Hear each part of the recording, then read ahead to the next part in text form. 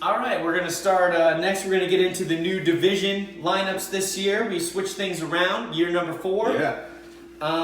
Let's start with the Stout. We got the Kozars, the Hunters, and the Nuggets. What do you guys think about each of those teams? Who do you think is going to come out on top? Well, at first I was kind of thinking, I think the Nuggets will do pretty well in the division. But after the draft, I have some change of opinion. I think Hunters and Kozars are both going to be tough. I mean, Kozars have Kelsey, Brandon Cooks, some good receivers, upside with Josh Jacobs, and Hunters as well. I wish I had gotten Leonard Fournette over him, and now I'm kind of regretting that. But Yeah. it's going to be tough. I like the new Stout. I think it's going to be a pretty competitive division throughout the season. I agree. I like the Kozars to win that division. Me too. I love the Jacobs pick. I mean, if you pair Jacobs with Bell next 3 to 5 years, I mean, he's solid at running back. Jacobs, especially now with AB no longer in Oakland, is going to get a lot of touches. He can catch it out of the backfield, so I really like the Kozars pick. I like the Nuggets until the Luck retirement, until Shady being picked up by the Chiefs, which made that Damian Williams first pick just not as valuable. So I like the Kozars and Nuggets and the Hunters to bring up the rear in that division this year. I agree. I think all those teams are pretty evenly matched. I don't see one standing head and shoulders above the other. It all depends on who thrives and who dives. If Josh Jacobs is killing it, the Kozars are going to be a tough team to beat. But if Miles Sanders takes over that job, I think the Nuggets can be right in the mix too. And we all know the Hunters never look good on paper, but always manage to win 6 or 7 games. So they're going to be right in the mix as well. Yeah. Middle of the road team again? Probably so. Yes. All right, next up is the Porter division. We got the Honey Badgers, the Maulers, and the Gangsters. We got a Super Bowl defending champion team from last year. We have arguably the best team from last year. And then we have arguably the best team over the first 3 seasons of this league. All in the same division. That one's going to be really tough. That's going to be a fight. I don't want to count out the Maulers, but I don't like their chances. I think this is a 2-man race in that division, even if I'm biased. Who's your gut? What's your gut say? I'm going to give the edge to the Honey Badgers, but I think the Gangsters are going to be nipping on their heels the whole year. Okay. I agree. Yeah, I like the Porter division. It's tough. It's a lot of points in that division. It's going to score. It's going to be some high-scoring games. I like the Badgers to win it. We're going to see David Johnson back again.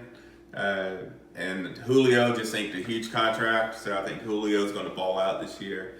And that Atlanta offense is solid. They're going to score some points and move the chain. So I love Julio and DJ.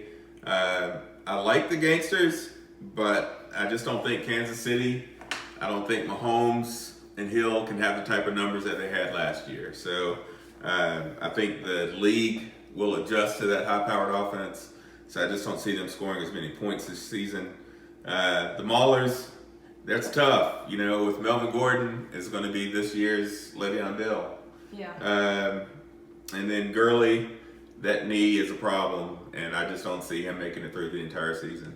This could finish the year as the number 1 QB, but yet still suffer some regression. Is he going to throw for 5,000 yards and 50 touchdowns again? Not likely. He could throw for 4,845 touchdowns and still be the number 1 QB and still not be as valuable as he was last year. Same thing with Tyreek Hill. He could put up the same numbers he had and maybe finish as a top 5 guy instead of the number 1 guy or the number 2 guy. Some question marks there. No question marks about McCaffrey, though. No. David Montgomery, I think, is going to take that job sooner rather than later. You got some depth with Lindsey and Breida. Your wide receiver depth is lacking, but I think the Gangsters have enough star power to hang in there, and the Maulers are going to be a distant third. Right, next up, we're going to cover the IPA. New division lineup is the Sky Patrol, the Growlers, and the defending champion Extremist. Currently 2-time champion Extremist. 2-time? Hopefully somebody else will get to 2 before he gets to 3. What do you guys think about the IPA division? I have the Growlers. I mean, again, he's got a great starting lineup. I really believe in Jared Goff this year with all those receivers. He's got to be great. He's solid at tight end with Ertz. Extremists, I think it's going to depend on his quarterback situation. There's not many quarterbacks on the wire. And he's got taking a chance on Kyler Murray. Could be boom or bust. So, Yeah. Sky Patrol, he's kind of... I mean, he's going to be tough too, so I'm not really sure on Sky Patrol or Extremists, but definitely am on the Growlers. Yeah. Now I'm all in on the Growlers to win that IPA division. The draft strategy was, spot on. Great keepers, good mix of receivers and running backs. I expect him to win that division going away, actually. But I remember picking the Extremists to finish DFL last year, and he walked away with the second championship. So I'm picking him to hang tight in that division, but finish a strong second. Sky Patrol, I like the draft strategy. I like them taking some high-end quarterbacks to maybe get some capital down the road as far as trade value. And I think he's a genius when it comes to playing fantasy football. So I don't pick him to win it. I don't pick him to win very many games this year, but I think he's going to be a thorn, to say the least. I'm on board with everything you guys said. The Growlers are definitely the team to beat in that division. They got strength at the top. You got elite players at almost every position. You got solid depth. Barring injury, that team's going to be really, really tough this year. The Extremists, we count him out every year, and he always finds a way to slide into the mix. Yeah. As long as you have Alvin Kamara on your team, you're going to be able to win games. That guy's a beast. And the Sky Patrol, I don't love his roster, but I like the Sky Patrol's savvy management skills. We'll see if the quarterback experiment pays off for him. It might not. Hey, worst case scenario, he can stream Watson and Rodgers every week depending on the matchup. And with Elliott in his lineup and Kittle, he's going to win some games. He's going to make it tough for the Growlers to run away with that division. All right, next up, the Lager division.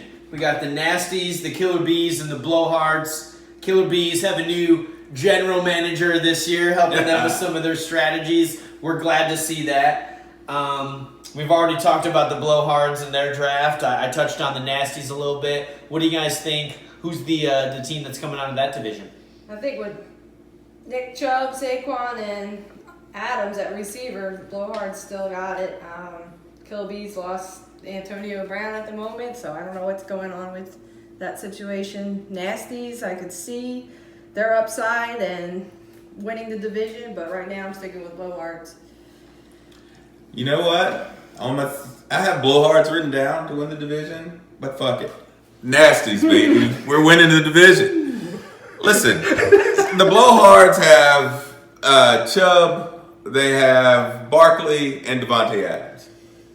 High volume for all three of them. What comes with volume? Injury risk. Mm-hmm. IR all three of them by midseason. Preach it, man. They're done. Yeah. They're done. Depth. He has no depth. And there's nobody after that. I got a lot of high upside guys here that are second and third options that could really blow up. Hell, we only need 180-yard touchdown to win a fucking game. So, Nasty's all day long.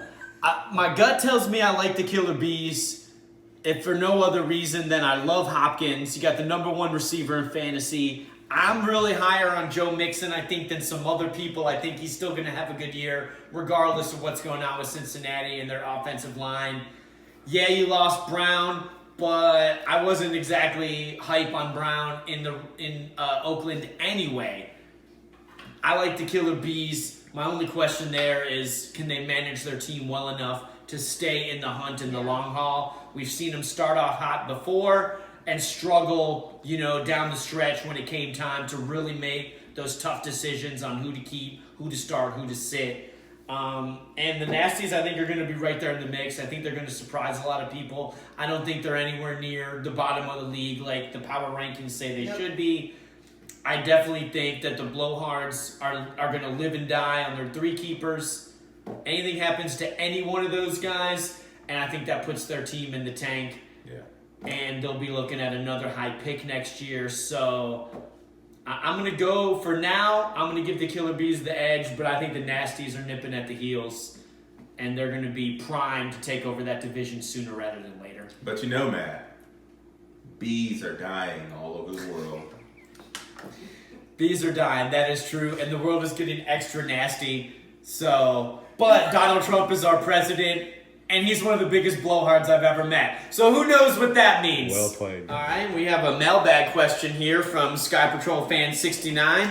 What are your guys' thoughts on the acquisition of LaShawn McCoy in the first ever free agent auction of the WTFL, going for $57? Next highest bid was $11. Thoughts on LaShawn McCoy? Too high, too low, not Too enough? high. You like the bid? What do you think? Too high. I mean, I think he's an older guy. At least it's going to be a timeshare. I mean, even if something happens to Damian Williams, they still have what's his name, Darwin Thompson, and Listen, it's not going to be a bell cow role for him. did he spend too much? Maybe. But he got the guy he wanted, right? That's true. And by week 3, McCoy's going to be a factor. He's going to get all the touches in the red zone. Reed loves him. Reed knows what he can bring to the table. I'm telling you, he's going to be getting 6 to 8 touches in the red zone every game. You're killing me. I like. I'm not He against- got what he got, and I don't blame him for spending for it. I'm not against the acquisition of McCoy per se, but to spend a quarter of your Yeah. budget A third. before 29%. week 1 even Well, 19. starts, that seems a little high to me for a guy that you're uncertain of what his role will be, because even the coach is saying he's going to get touches, but we're also going to mix other people in. I feel like that money would have been better spent in week 2 or 3 on a guy after somebody goes down, somebody Right. gets injured, Somebody's somebody down. shows out. Time Yeah. to 57 I feel is a little too high, but hey, we're all learning the strategies. We don't know how we're all going to bid. It's going to be a work in progress the entire season. We're learning. He knows it. He's played it before. Every single week, there's going to I've be a played it guy before, that's and I underbid understand. on, and there's going to be a guy that's overbid on. This week, that was the guy that was overbid on. He just happened to be the only one. All right, and just to wrap it up here, we're going to give some of our final thoughts, and we're going to thank who we take home the Jake Wilson Memorial Trophy this year in the 4th annual Bark Bowl. I'm going to be honest, the team to beat for me right now is the Growlers. You got top end keepers, you got an elite tight end, you got solid depth across the board. If everyone's healthy, I think the Growlers make a run to the championship game this year. Mike, what's your thoughts? I can see your reasoning there, but you know what? I'm taking a flyer. I'm taking a flyer on the Cossars. I'm taking a flyer on the Cossars. I think Le'Veon Bell is going to have an amazing season. His comeback season. I love Josh Jacobs. Lockett is the only receiver dressing, I believe, in Seattle, so he's going to get all the balls. And D.D. Westbrook is going to have a hell of a season. He'll be a low end wide receiver 1 by the end of the year. Okay. Linda, where you I'm at? with Mike, also taking the Cossars. Oh. He's got the number 1 tight end. Solid depth. I feel like, they definitely got it. Definitely, their wide receivers aren't as strong, but he's got plenty to choose from, so I'm going Cossars. So, Who do you simple have? question. Growlers. Oh, shit. I got the Honey Badgers. I don't have to explain. Going with the blowhards. All right, guys. So that's all we got for you. WTFL draft wrap-up show. Good luck to everyone this year. Year number 4. Hope for a great season. If we Yep. beat your team up, sorry, it's nothing personal. We love you. We just hate what you did. If we said your team was great, hey, Sorry. don't get a big head. And if we gave you the kiss of death, sorry, because what do we know? We're just a bunch of idiots like you guys. Good luck to everyone this year.